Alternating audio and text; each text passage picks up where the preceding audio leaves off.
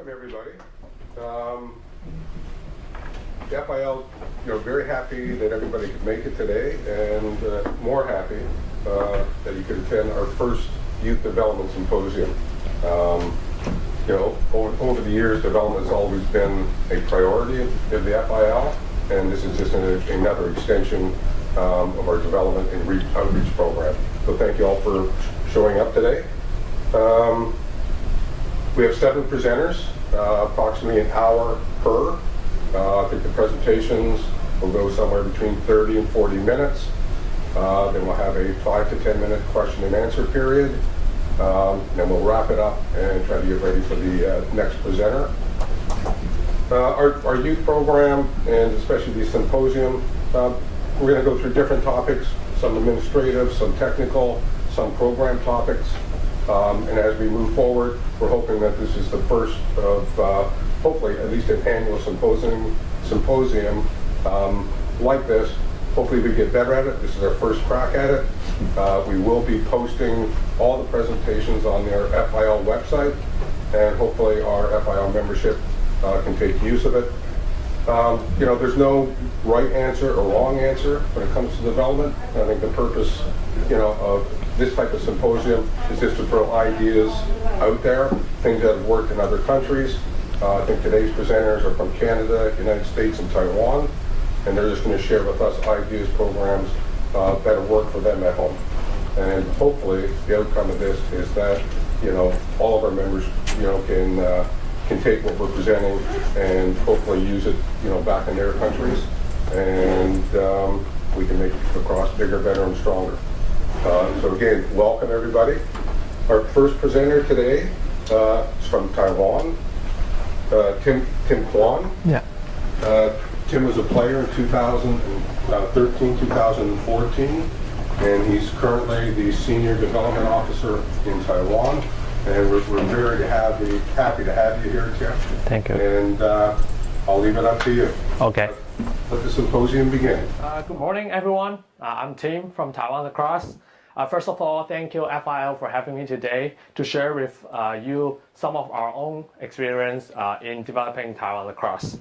About how to start and market a new lacrosse program. I would like to start with a self-introduction.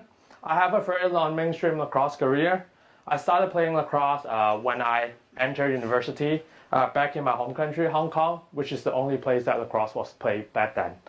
I then have the honor to represent Hong Kong in the World Championship in 2014 in Denver, where I truly fell in love with lacrosse and decided to dedicate myself into developing lacrosse to more populations. Such background cultivated me with what meant the most to a new lacrosse program. In a place where no one knows what it is, and a lot of our development ideas in how a program should be started and developed. I've spent the past 4 years working on Taiwan lacrosse from ground up. This presentation is mostly based on experience that my team and I had for the past 4 years. I hope that you will find them as helpful as they have to us. Although I do understand environments are inevitably different for every country, but I'm sure you might find some tips and ideas from our success and failure, which might help everyone going the unnecessarily long way, particularly those who are considering starting lacrosse in their country. So let's break down the content for today. I will start out telling you a brief story on how we started, and then move on to the main part of today's presentation, the principles that guide our development. I will also share some of the difficulties and problems we faced along the way and how we cope with it. Lastly, I will wrap up the presentation by sharing how we promote lacrosse and a Q&A sessions. Before moving on to the principle, I would like to share with you all how Taiwan lacrosse started 4 years ago. The very first time for lacrosse to be played in Taiwan was some passionate lacrosse player who played the sport in other countries, came back and then wanted to share the fun of having such a cool sport to more people in Taiwan. There were some gatherings and pickup games held with the intention of assembling more lacrosse lovers as possible. They came together, played for fun, but commitment and continuity were not something to expect at that time. I'm sure this part of story is similar to to a lot of other countries developing lacrosse. Everything changes when some parents of the local decided to give it a shot. They began to sit down and talk about how the whole thing should be started, and their ideas and thought became the primitive development plan for Taiwan lacrosse. They founded the association in 2014 and started to preach to different schools the idea of having a lacrosse team. One high school took the guts to bring this whole new sport to the campus. Our association provided equipment to the school, and then came the first ever lacrosse team in Taiwan. It started off a little bit rough and unorganized, but it did begin. Within the same year, an exhibition game was played to lure more players, and by the end of 2014, we got the first full-time coach on board to provide proper coaching and run the program. 4 years later, right now, that high school has already nurtured over 100 players. We believe this is the path and the right way to go. Now we are going to break down into some principles according to different phases of the development. So, there are 3 phases before reaching stage of maturity. The first year is the startup phase, when you try to establish the sport. The process of turning nothing to something, from 0 to 1. Everything is gonna be unprecedented. And then the second and third year are the second phase, when you try to grow the sport and the players. You try to consolidate the relationship with your players, partner, and then you try to offer more opportunities to them, and also to the players. After that, the 4th year onwards is the phase of expansion. By that time, human resources should be adequate to support both horizontal and vertical expansion of the sport.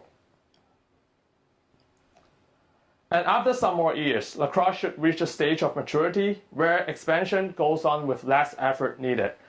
The number of years above is just a reference. How much time it actually takes depends on environmental factors and resources made available to different countries, or maybe even some luck. We do hope the following principles can help you save some time at each phase. So, phase 1, the startup phase, how the whole thing should begin. For an unfamiliar sport to start in a country, we genuinely encourage any association or governing body to begin with only one target group of audience, particularly youth. It could be one school, one sport team, one organization, as long as it is like a one single individual community. We do not suggest starting with an open and large-scale showcase or event that people who attend might be of wide age range and have very diverse interests. This might sound silly. Maybe you would think this approach goes against the idea of growing sport. It is in fact a matter of deep versus wide, to go deep first or to go wide first. Experience had convinced us it's more important to establish the sport instead of showcase the sport at the very beginning, especially when we are always up to the same old problem of limited resources, be it financial resources or human resources. If you get only one shot, you don't target 1,000 people, you target 10 and give it your best shot. That is why we have to go deep instead of going wide when we begin. So how deep should we go? I'm sure many of us here are people who know about lacrosse, living in places where lacrosse is well known. We are aware of the tremendous effort required to bring this sport to a new community and to arouse their interest, not to mention engaging them in a new sport. Lacrosse is of course what we believe the greatest, coolest sport on earth, but to those who haven't seen it, haven't heard of it, it could be a little bit intimidating with all the bulky equipment, the slashing, hitting, and too much running, etc. Letting them see the sport without narrating or educating might just scare them away. That is why the process of education and nurturing is utmost important when it is newly introduced. We strongly encourage association or governing body to begin with a single community and provide them as many resources as possible in order to win the maximum amount of trust and commitment. Focusing resources on a single target group actually allows some very quality work to be done with the beginners. With adequate coaching and attention, they will then grow into some pretty decent players. And that is what you would want for your very first batch of players.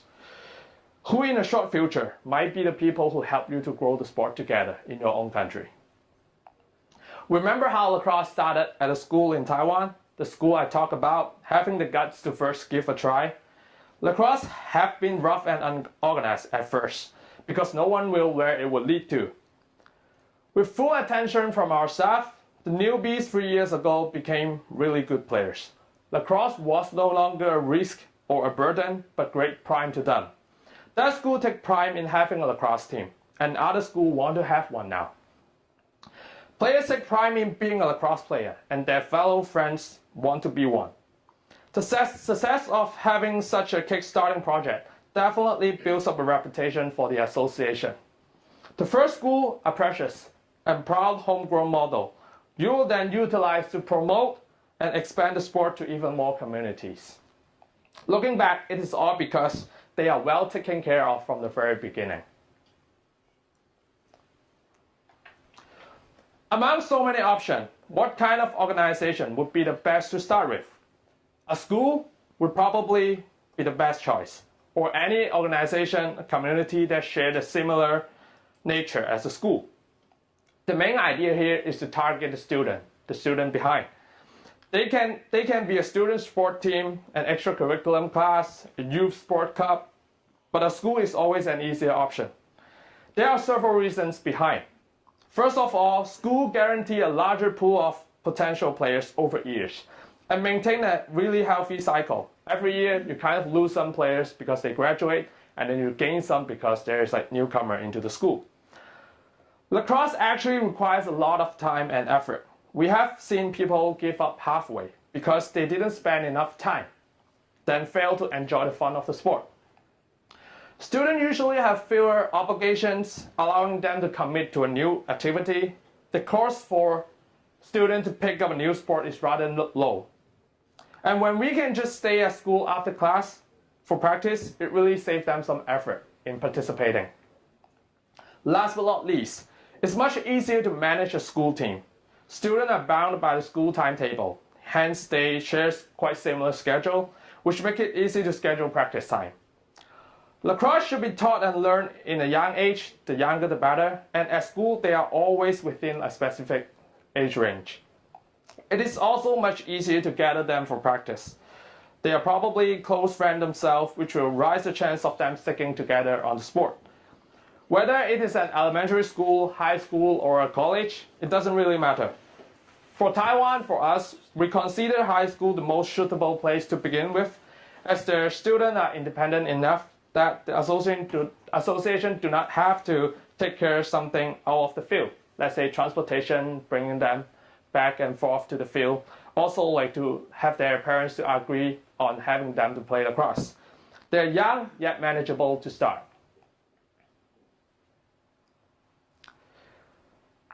When you have figured out the type of organization to work with, who are the first partner to invest on? You will have to pay a visit in person. You always have to go meet them in person.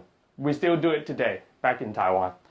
What we are trying to do here is to impress them, of course, but also to show them how much we want it to happen. But more importantly, to learn about your target, your partner, who they are, what they possess, what they can offer, what they will need, etc.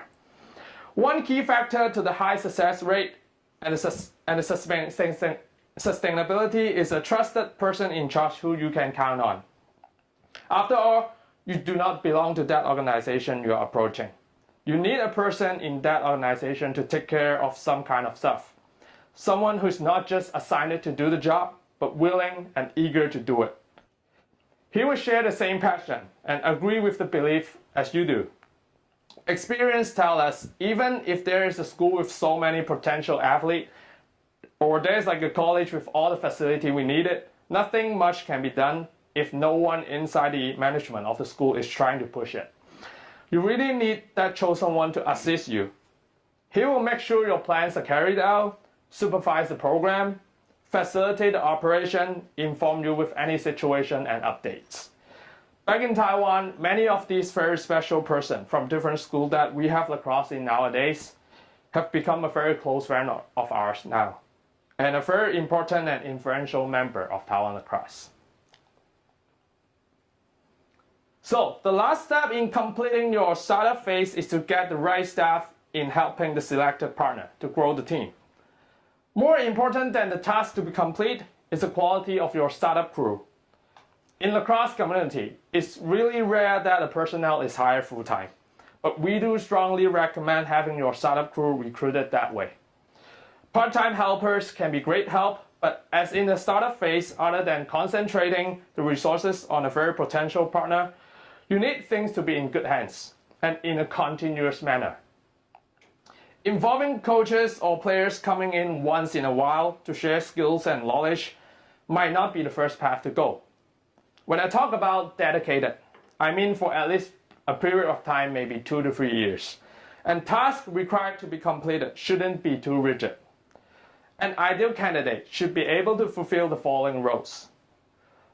He should be able to teach the basic skills and performance part by coaching, as well as nurturing the team to grow as a development officer. Last but not least, to act as a teacher or life coach to the players to bring educational value on top of just lacrosse skills. All these require very attentive mind in a relatively long period of time. At this stage, very advanced coaching staff might not be the first thing you would look for. An ambitious and active personnel with just enough coaching experience and ready to accept any challenges given would be your best bet. Back to the first principle. Cultivating the same place with consistent and continuous style is the key to start. Therefore, if you found someone like that and who work with the association instead of themselves, don't hesitate investing on them, even at such an early phase. Finding the right person would yield big return for the development. What symbolizes the end of the startup phase is that you might already have built 2 to 3 teams where participants are regularly engaging in lacrosse year-round. If such are achieved, we should move on to the growth phase, where incentives of the players are crucial for their continuity, thus the continuity of your association. To keep players motivated and interested, we found establishing a game system, as well as opportunities outside lacrosse being effective. When I talk about games, I didn't mean those exhibition games or friendship games that happen once in a while. Those are really good for showcasing lacrosse, for publicity, or to recruit players, but would not really provide incentive and motivation to your existing players. What the player truly needed is a performance stage and a foreseeable schedule of game where they have to be prepared for and get competitive. Thus, a national or provincial championship or tournament in even the smallest scale should kick in at such phase. Having an internal championship might require a lot of work, but by providing such platform for players, they automatically goes into the state of competing and establish a stronger bond in seeing lacrosse as their long-term hobbies.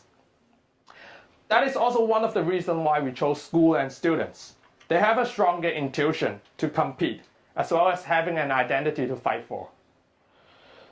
Additionally, the tournament gets the organization you are working with involved. They get to see what a real lacrosse game looks like, what impact the sport is bringing to your players.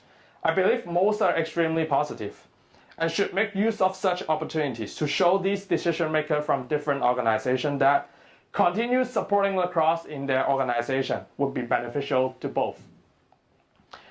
If resources are available, I do encourage the governing body in forming a traveling team. A traveling team will travel and attend different types of overseas tournaments, from open to regional championships such as the Asia Pacific in the Asia region. Participating in these tournaments is not primarily about ranking or winning.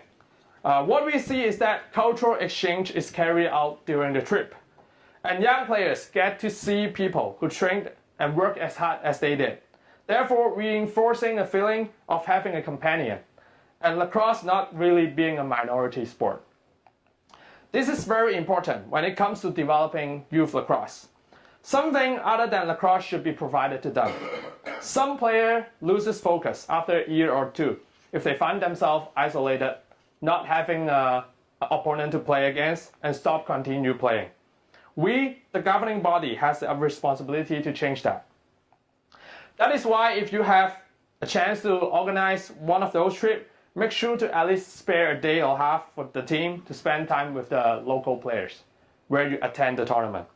Such occasion provided an exceptional opportunities for players to meet people they won't have if they didn't pick up a lacrosse stick at the very beginning. That would make a huge difference in how they see the role through only lacrosse and would definitely help retain a lot of players. Other than the game experience, we recommend setting up a scholarship system and an internship program. All these are preparing for the future expansion and needed to be in place before the expansion phase starts. A lot of the time when there isn't an established post-study league, such as the Pro League or a league that people goes to after they graduate, players tend to drop out once they stop their academic career. By establishing a scholarship, you prolong players' lacrosse playing lifespan by sending them to the next stage of schooling. More importantly, they also act as the seed for that new institute to start their own lacrosse team. In place where tertiary education is not always an option, taking Taiwan as an example, providing them a scholarship can be a huge move on building a good reputation for your governing body. I'm often asked by the principal or person in charge from the partner organization, why lacrosse? What is so good about it? What benefit it brings to our student? By helping the local players to achieve something more than lacrosse, it put lacrosse in a really favorable position when people have such questions. Apart from the scholarship system, an internship system should also be created, specifically for the local university students that have lacrosse background. We are doing this for two purposes. Similar to the scholarship system, the system keeps players in playing career. But what the internship system really does is to nurture your own potential staff in order to meet the demand in the expansion phase. Personnel who will eventually commit back to your lacrosse development, they are the goal. Such candidates are familiar with how lacrosse is taught and learned in your country, and also how teams and interest groups are started and operated. This is a vital part among all. In order to reach the expansion phase, you need manpower, and you cannot always hire overseas. Thus, manpower that are entirely homegrown would be the key success and a true determining factor on whether lacrosse can be spread eventually. Both systems not only help players with pursuing their favorite sport, but also deepening their bondage to the governing body. By providing them more opportunities than just learning lacrosse, it also set out a model for new coming players to see a viable path that they can follow if they share enough passion. This is the sustainable way for development. When you have a certain amount of team running stably and growing steadily, when you already have a domestic tournament and competition established, and when you already have manpower reserve, you might start thinking about the expansion phase. In the expansion phase, you should start to think about going even wider and deeper. To go wide, you will keep on starting more school and teams and make sure lacrosse is played enough at a younger age and in more regions. However, in this stage, not only should we focus on whether lacrosse is played, but how it is played. We want to advance players' skill levels and performance. That is why there's going to be a vertical development. We try to differentiate players according to their skills, based on a pyramid model. The pyramid model in Taiwan is like a three-level pyramid. The model differentiates by players' skills level and intention in competing. The ground level is composed of all the individual programs run across the country.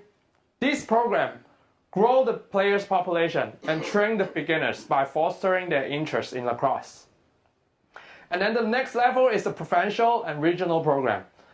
Players from individual programs who are looking for a more competitive learning environment are encouraged to join this level.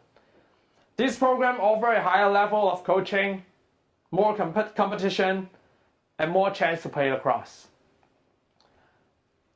And then comes to the top level, the national team, the pinnacle of the sport within your country. They are elite players selected from all regions. They receive the best training, which also require their full commitment. Such pyramid model segregates players according to their skills and their needs. It makes sure different needs at different stage of a player career is all met and covered. So here is a summary of what to be focused during each phase. At startup, focus your resources on a single target with a dedicated personnel taking care of it.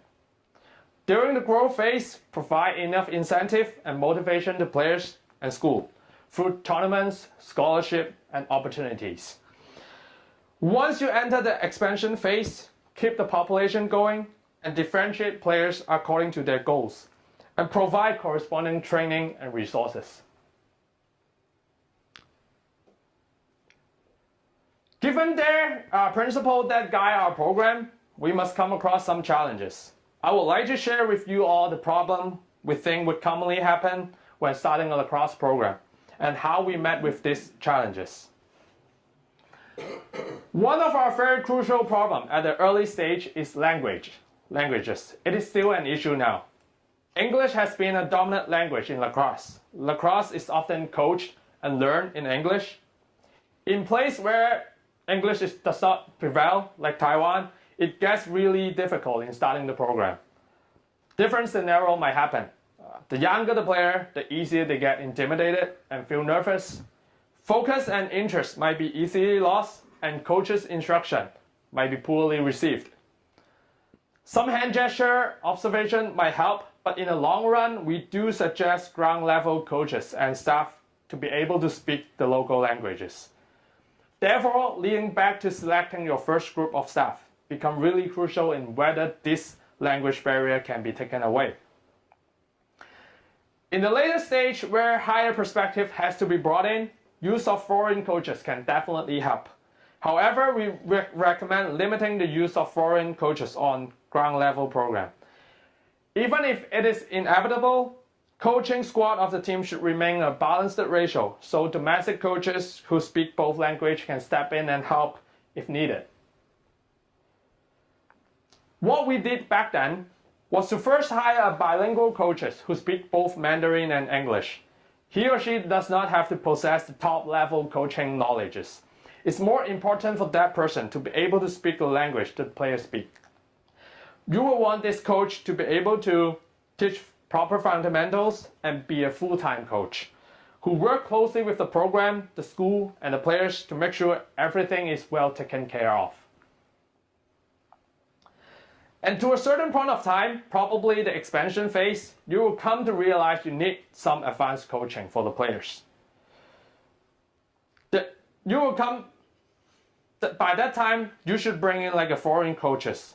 Their role is to provide input of a higher level of knowledges, to provide some new perspective, to enrich your players' skill level, but most importantly, help your domestic coaches to reach the same height as they do. They are here to help step up your game and bring your team to another level. It is therefore, if language is an issue for your country, as the national governing body, you have to be careful about the roles of both local and foreign coaches and make sure it is equally important and complementing each other. Another problem we always come across when starting lacrosse was the field and the size of a team. Lacrosse is a 10-on-10 sport in general. For a formal game, you probably needed at least 20 players and one big field. When the sport is still being developed, it is common that many teams do not have up to 20 players, and they do not have the right facility too. In Taiwan, most schools are not equipped with a soccer pitch, but only a basketball court. But we do not want to compromise the chance to play. We adopted a different game format. We do it 7-a-side. You can make it 5-a-side or even 3-a-side, depending on the common team size in your country. By doing so, we do not need too many players per team. And we also do not need a full-size field. Such a little twist actually brings about some satisfying outcome. Players are better in speed, used to play with high intensity and pace. Nevertheless, the role is playing 10-on-10 lacrosse. Player needs to train in a full field games. To compensate this, the governing body are responsible for attending to such an issue. And that is why we set up our regional and provincial level. At that level, team gathers individual school team players, practice are held in a proper field on a weekly basis, game experience are guaranteed at that level. So they get to still play the proper 10-on-10, but lesser 7-a-side or 5-a-side back in their individual schools. One of the last problems we commonly face when starting a program is equipment. We stress the importance of gears. We never ask players to play without a complete set of equipment. You cannot take that risk. Lacrosse can be demanding when it comes to gears and equipment. For individuals to play, especially guys, they need a full set of gear. For school or any new team to start, they need goals and balls. The price of the gears, the shipping cost, the time, this might be too much for school.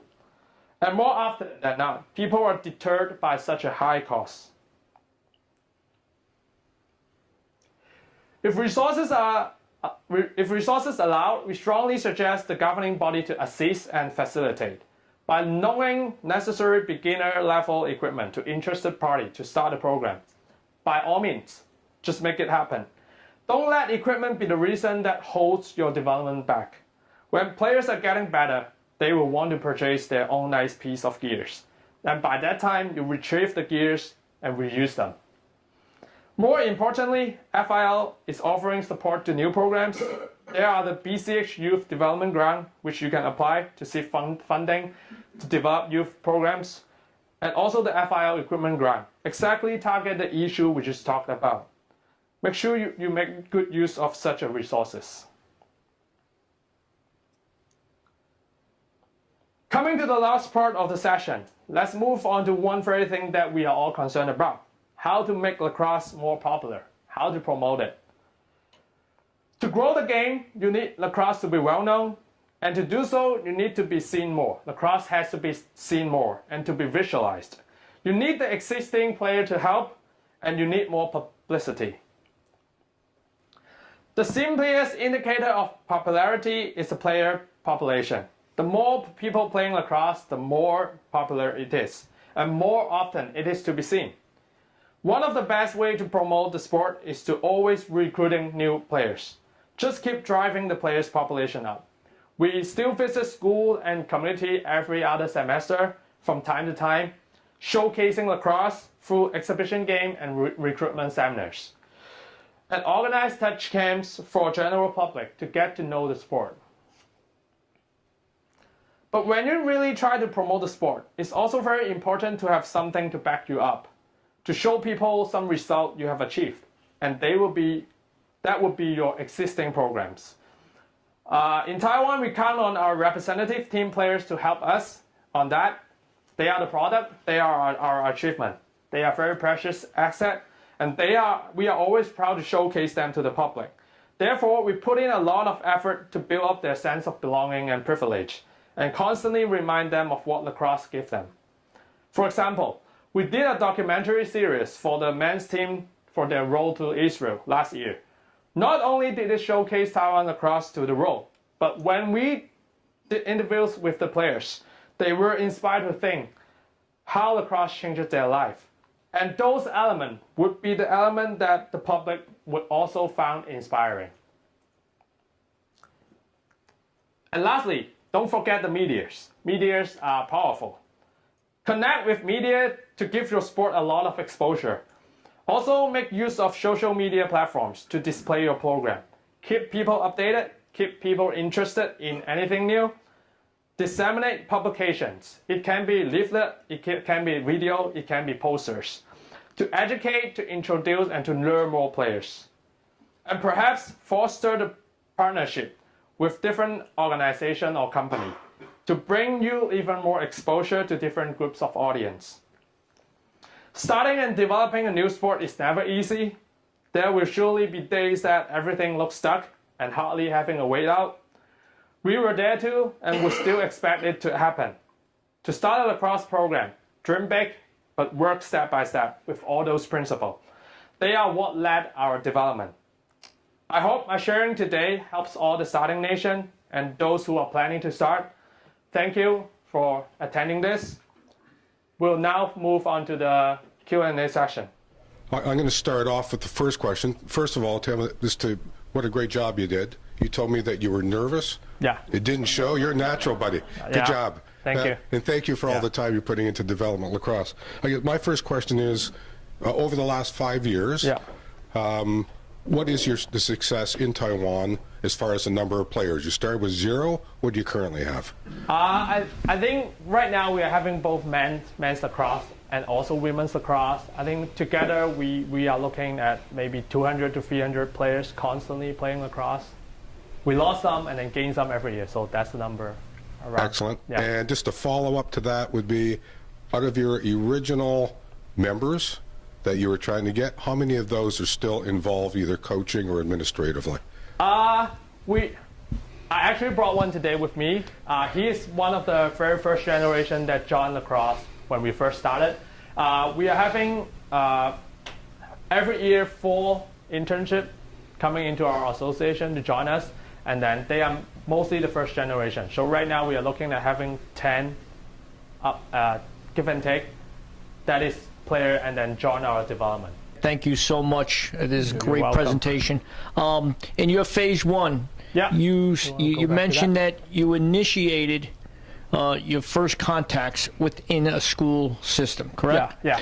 How did you decide on which school to first initiate your program? What were the determining factors? Did you know someone there, or? It's actually, we actually started out learning a lot of school, contacting a lot of school. One of the very important element that why we decided that school would be, like I talked about in the presentation, it's like the person in charge inside prove us that he will have the ambition and the passion that he will start lacrosse with us together. And that is a very important element. That's why we put it on the startup phase. You need someone in that organization that wants to start lacrosse with you as well. And that is how we kind of picked that school out of like many schools. We didn't know anyone inside. We just kind of feel the passion that teacher or person in charge have, and then we just started. That's why at the very beginning it was kind of rough and unorganized, because like we were trying to work with each other at the very beginning of the development. The other thing I want to mention is that you kept mentioning about sustainability, and it's important for growing nations that want to continue in lacrosse. In your 3-tier program, is that the common mistake is to start with the national team. And your point of emphasis is start on the ground level and work up towards your national team. And I think that's a very important factor into developing lacrosse for sustainability in one's country. And thank you for mentioning that. Again, I think when you go into the school, your approach to the administrator or to the physical education teacher or to your contact in the school, I think it's important, and you mentioned this, is to bring forward the point that what's lacrosse going to bring to the table. And you need to have your guns loaded, so to speak, when you go in and just say, we're not just going to just play lacrosse. It has other things to offer. And when you approach that person or your contact person, I think those key points are very important to drive forward, whether it's a scholarship program or opportunities in the future or contacts, etc. And thank you for bringing that point across. Tim, thank you for your presentation. When you were in phase 1, with people who were just learning the game for the first time, can you think of any specific element of the game that was particularly challenging or that you encountered that was difficult to teach? Anything specific about the play of the game or rules that took a little extra time for people to understand?